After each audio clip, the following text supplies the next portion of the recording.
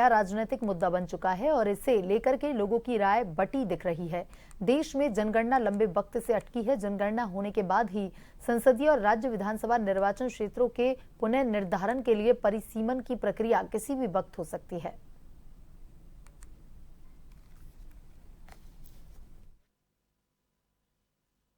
परिसीमन का मतलब किसी चीज की सीमा या सीमाएं तय करना है। परिसीमन देश में नया राजनीतिक मुद्दा बन चुका है और इसे लेकर लोगों की राय बटी दिख रही है।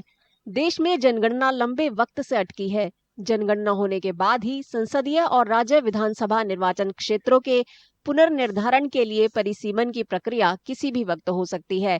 कई राजनीतिक दल परिसीमन का समर्थन कर रहे हैं, तो कई इसके विरोध में आवाज बुलंद करते दिख रहे हैं। उत्तरी और पूर्वी भारत के राज्य बड़ी आबादी होने के बावजूद संसद में कम प्रतिनिधित्व की शिकायत सालों से करते रहे हैं।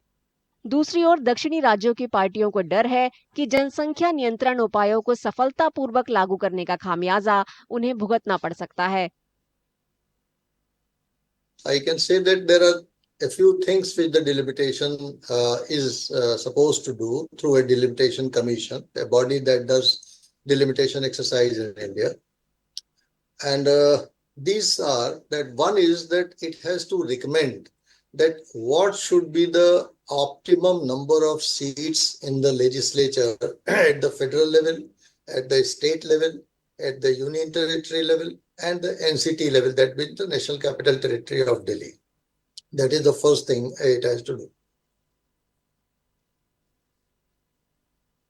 1952 में पहली बार परिसीमन के बाद 1951 की जनगणना के आधार पर 494 लोकसभा सीटें आवंटित की गईं।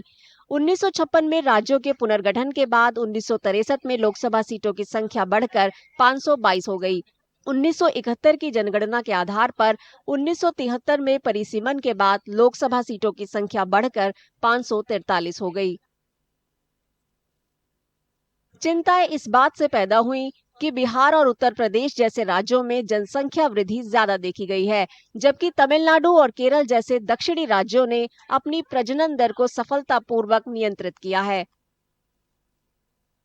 तमिलनाडु में डीएमके और तेलंगाना में बीआरएस जैसे कुछ राजनीतिक दलों को डर है कि नए परिसीमन से उनके राज्यों में संसदीय सीटें कम हो सकती हैं।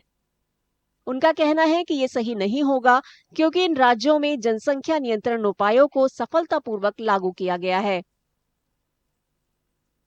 हाल ही में केंद्रीय गृह मंत्री अमित शाह ने इन आशंकाओं को दूर करने की कोशिश करते हुए कहा कि परिसीमन प्रक्रिया का दक्षिणी राज्यों पर कोई असर नहीं पड़ेगा। मोदी सरकार ने लोकसभा में स्पष्ट किया है कि डीलिमिटेशन के बाद प्रोरेटा के हिसाब से दक्षिण के एक भी राज्य का एक भी सीट कम नहीं होगा। मोदी जी ने निश्चित रूप से आपके सभी हितों की रक्षा कर डीलिमिटेशन में आपका एक भी सीट प्रोरेटा कम न हो और जो बढ़ोतरी होगी इसमें उचित हिस्सा दक्षिण भारत के राज्यों को भी मिलेगा। इसमें कोई शंका रखने की जरूरत नहीं है। हालांकि कुछ जानकारों का मानना है कि अगर निर्वाचन क्षेत्रों का निर्धारण सिर्फ जनसंख्या के आधार पर किया गया तो उत्तरी राज्यों को ज्यादा सीटें मिलेंगी, जिससे दक्षिणी राज्यों को नुकसान होगा।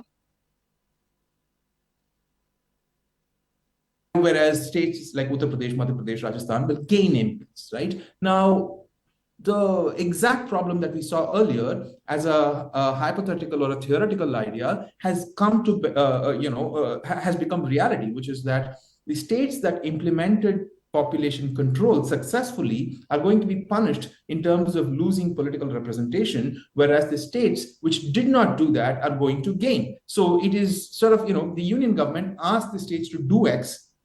The states that did X correctly are now going to lose representation, and the states that did not do X are going to gain representation. And when a situation becomes this, of course southern states are going to protest. परिसीमन की प्रक्रिया नई जनगणना के बाद होने की उम्मीद है। तब तक ये मुद्दा राजनीतिक रूप से गर्म बना रहेगा।